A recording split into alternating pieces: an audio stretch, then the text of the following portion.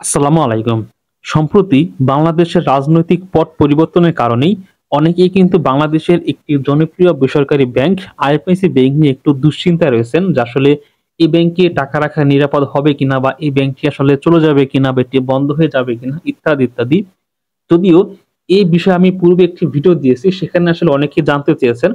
তো আশা করি এই ভিডিওটি যদি আপনি শেষ পর্যন্ত দেখেন তাহলে আপনি মোটামুটি এই ব্যাংক সম্পর্কে এবং ব্যাংকের যে বর্তমান অবস্থান রয়েছে সে সম্পর্কে আপনি মোটামুটি একটি ধারণা পাবেন। তো চলুন তাহলে কথা না বাড়িয়ে আমরা মূল ভিডিওটা শুরু করি।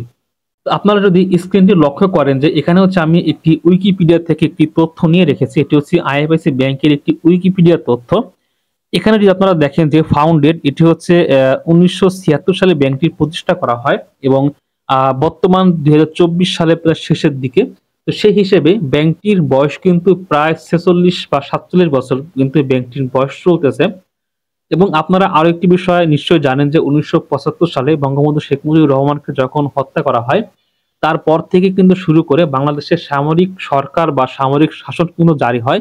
এবং এই যে সামরিক শাসন, এই সামরিক শাসনের মধ্য দিয়ে কিন্তু এই ব্যাংকটি ১৯৭৬ সালে প্রতিষ্ঠা লাভ করে এবং তারা কিন্তু তাদের কার্যক্রম পরিচালনা করতে থাকে।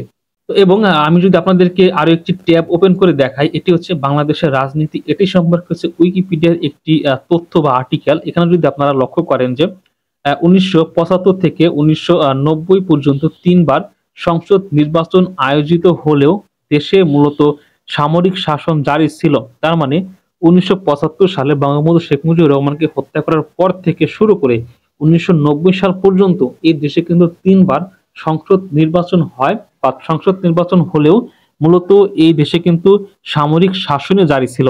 এবং ১৯৯১ সালে প্রথমবারের মতো বাংলাদেশে বিএনপি ক্ষমতায় আসে এবং তারা হচ্ছে এই গণতন্ত্র প্রতিষ্ঠা করে। তার মানে হচ্ছে ১৯৯০ সালে বিএনপি ক্ষমতায় আসার মধ্য দিয়ে বাংলাদেশে সামরিক শাসন কিন্তু তারা এটিকে বাদ দিয়ে দেয়, মানে এটি হচ্ছে বাংলাদেশ মুক্ত হয়। এবং এই যে প্রায় ১৯৭৬ সাল থেকে শুরু করে ৯০ সাল ৯১ সাল পর্যন্ত বাংলাদেশে যে সরকারের পট পরিবর্তন হতে থাকে বা বাংলাদেশের রাজনৈতিক অবস্থা তৈরি হতে থাকে, তার মধ্যেও কিন্তু এই ব্যাংকটি তাদের কার্যক্রম কিন্তু পরিচালনা করে আসছে এবং সেখানে কিন্তু কোনো প্রকার কোনো সমস্যা হয়নি। এবং আপনারা নিশ্চয়ই জানেন যে ১৯৯০ সালে বিএনপি ক্ষমতায় আসার পর থেকেও ২০০৮ সাল পর্যন্ত কিন্তু এই যে বছর, অর্থাৎ এই যে প্রায় ১৮ বছর, এই ১৮ বছরের মধ্যেও কিন্তু বিএনপি ক্ষমতায় আসে, আবার আওয়ামী লীগ আসে, তত্ত্বাবধায়ক সরকার ক্ষমতায় আসছিল। মানে এই ১৮ বছরে কিন্তু বাংলাদেশের রাজনৈতিক কিন্তু অনেক ক্ষেত্রে কিন্তু পট পরিবর্তন হয়েছে।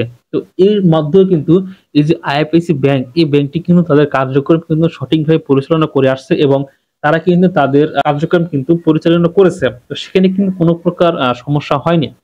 তো এবং ২০০৮ সালে যখন আওয়ামী লীগ সরকার ক্ষমতায় আসে, ২০০৮ থেকে শুরু করে এই যে প্রায় ২০২৪ সাল পর্যন্ত আওয়ামী লীগ সরকার ক্ষমতায় ছিল এবং তাদের শাসনামলে কিন্তু এই ব্যাংকটি কিন্তু তাদের কার্যক্রম কিন্তু পরিচালনা করেছে এবং তখনও কিন্তু এই ব্যাংকটির ক্ষেত্রে কিন্তু কোনো প্রকার কোনো সমস্যা হয়নি। যেমন আমানত সংক্রান্ত সমস্যা বা একজন গ্রাহক ব্যাংকে গিয়েছেন টাকা তুলতে, ব্যাংক টাকা দেয়নি বা এই ধরনের কিন্তু কোনো সমস্যা হয়নি। এবং সেই দিক থেকে কিন্তু আমরা এখনো বলতে পারি যে আইএফআইসি ব্যাংক কিন্তু এখনো একটি শক্ত অবস্থানের ব্যাংক এবং এখানে কিন্তু আপনারা চাইলে আপনাদের আমানতগুলো কিন্তু এখানে আপনারা জমা রাখতে পারেন। তো এবং হচ্ছে আমি যদি আপনাদেরকে সর্বশেষ আরো একটি ট্যাব আপনাদেরকে আমি দেখাই। তো এখানে হচ্ছে যে দেখুন, আ সেবায় সাফল্যে আসছে আইএফআইসি ব্যাংক। এটি হচ্ছে যে আইএফআইসি ব্যাংক হচ্ছে বাংলাদেশের ১ম সরকারি এবং বেসরকারি মালিকানাধীন একটি ব্যাংক। বাংলাদেশে কিন্তু মোট ২ ধরনের ব্যাংক রয়েছে। একটি হচ্ছে সরকারি মালিকানাধীন ব্যাংক এবং একটি হচ্ছে বেসরকারি মালিকানাধীন ব্যাংক। যেমন সরকারি মালিকানাধীন ব্যাংক বলতে যেমন সোনালী ব্যাংক, অগ্রণী ব্যাংক, রূপালী ব্যাংক, এগুলো হচ্ছে টোটালি সরকার মালিকানাধীন ব্যাংক। এবং বেসরকারি ব্যাংক যেমন আপনার ইসলামী ব্যাংক, এরপর হচ্ছে যেমন আপনার ব্র্যাক ব্যাংক বা সিটি ব্যাংক, এগুলো হচ্ছে বেসরকারি ব্যাংক। তো সেই হিসেবে এই যে আইএফআইসি ব্যাংক, এটি কিন্তু সরকারি ব্যাংকও নয় আবার বেসরকারি ব্যাংকও নয়। অর্থাৎ এটিকে কিন্তু এককভাবে আপনি সরকারি ব্যাংকও বলতে পারবেন না, আবার বেসরকারি ব্যাংকও বলতে পারবেন না। এটি হচ্ছে সরকারি এবং বেসরকারি উভয় মালিকানাধীন একটি ব্যাংক। এবং এই যে সরকারি মালিকানাধীন ব্যাংক, সরকারি কিন্তু এখানে শেয়ার রয়েছে প্রায় ৩২.৭৫%। তার মানে আপনারা কিন্তু এখানে বলতে পারেন যে এখানে কিন্তু সরকারের শেয়ার রয়েছে প্রায় ৩০%। এই যে সরকারের শেয়ার, এটি কিন্তু কোনো ব্যক্তির সরকারের শেয়ার না। মানে এটি কিন্তু আপনার আওয়ামী লীগ সরকারের শেয়ার না, এটি কিন্তু মানে আওয়ামী লীগের যে প্রধানমন্ত্রী রয়েছেন তার কিন্তু শেয়ার না, বা এটি কিন্তু বিএনপি যে রয়েছে তার কিন্তু শেয়ার না, এটি কিন্তু যে বর্তমান যিনি রয়েছেন ডাক্তার মোহাম্মদ ইউনূস সাহেব তার কিন্তু শেয়ার না, এটি হচ্ছে সরকারের একটি শেয়ার। সরকারের ক্ষমতায় যিনি থাকবেন তার নিয়ন্ত্রণে কিন্তু এটি পরিচালিত হবে, মানে এটি হচ্ছে বাংলাদেশ সরকারের একটি শেয়ার। এবং এখানে দেখুন যে এটা কিন্তু প্রায় 50,000 কোটি টাকার বেশি আমানত, এখনো কিন্তু এই ব্যাংকের প্রায় 50,000 কোটি টাকার বেশি আমানত রয়েছে। এবং পাশাপাশি এখানে কিন্তু হচ্ছে প্রায় আপনার 63% কিন্তু বেসরকারি মালিকানাধীন রয়েছে, মানে 63% বেসরকারি মালিকানাধীন হচ্ছে, যেমন যারা আমি আপনি বা আমার মতো আছেন অনেকে কিন্তু এখানে ইনভেস্ট করেছেন।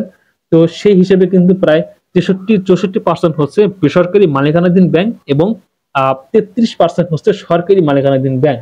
তো সেই হিসেবে আমরা কিন্তু আসলে বলতে পারি যে এই যে আইএফআইসি ব্যাংক, এই ব্যাংকটি কিন্তু এখনো প্রায় গ্রিন জোনে রয়েছে, এবং এখনো কিন্তু বাংলাদেশের মধ্যে অন্যতম শক্তিশালী একটি ব্যাংক হচ্ছে এই আইএফআইসি ব্যাংক। আশা করি এই ভিডিওর মাধ্যমে আপনারা আসলে বুঝতে পেরেছেন যে এখনো এই যে সরকারের পট পরিবর্তন হয়েছে, সরকারের পট পরিবর্তন হওয়ার পরেও এই ব্যাংকের অবস্থান কিন্তু এখনো প্রায় গ্রিন জোনে রয়েছে এবং এটি কিন্তু শক্ত অবস্থানে রয়েছে। এবং সর্বশেষ আরেকটা তথ্য আমি আপনাদেরকে বলি, সেটা হচ্ছে যে আপনারা অনেকে জানেন যে এই ব্যাংকটির চেয়ারম্যান পদে কিন্তু রয়েছেন সালমান এফ রহমান এবং তার ছেলে ছিলেন। তো আপনারা জানেন যে সরকার পদ পরিবর্তনের কারণে কিন্তু এখানে কিন্তু সালমান এফ রহমানের যে 2% শেয়ার ছিল সেটাও কিন্তু এখন নেই, এবং তার যে ছেলে ছিল তারও কিন্তু 2% শেয়ার ছিল, সেও কিন্তু এখন আর এই ব্যাংকের কিন্তু কোনো পদে নেই। তার মানে সালমান এফ রহমান এবং তার পরিবারের কোনো সদস্যের সাথে কিন্তু বর্তমানে এই ব্যাংকের কিন্তু কোনো সম্পর্ক নেই। এবং সেই দিক বিবেচনা আপনারা কিন্তু এখন বলতে পারেন যে বাংলাদেশে অন্যান্য যে শক্তিশালী ব্যাংকগুলো রয়েছে তার মধ্যে কিন্তু আইএফআইসি ব্যাংক এখনো কিন্তু অন্যতম একটি ব্যাংক। তো আপনারা যারা এখানে আপনারা আমানত রাখতে চান বা ইতিমধ্যে যারা আমানত রেখেছেন, আসলে তাদের ভিতরে যে একটি ভয় ছিল বা একটি শঙ্কা ছিল, আসলে আমি বলবো যে আসলে এই ভয় বা এই শঙ্কার কিন্তু কোনো কারণ নেই। আপনারা এখানে আমানত রেখেছেন, এখানে আমানত রাখতে পারেন, বা যারা এখনো রাখেননি বা রাখতে চাচ্ছেন তারাও কিন্তু এখানে আমানত রাখতে পারেন। তো যাই হোক, এই ছিল মূলত আজকের ভিডিওটি। আশা করি ভিডিওটি আপনারা বুঝতে পেরেছেন। যদি ভালো লাগে তাহলে অবশ্যই লাইক দিবেন এবং চ্যানেলটি সাবস্ক্রাইব করবেন। আজকে এ পর্যন্তই। সকালে ভালো থাকবেন। খোদা হাফেজ।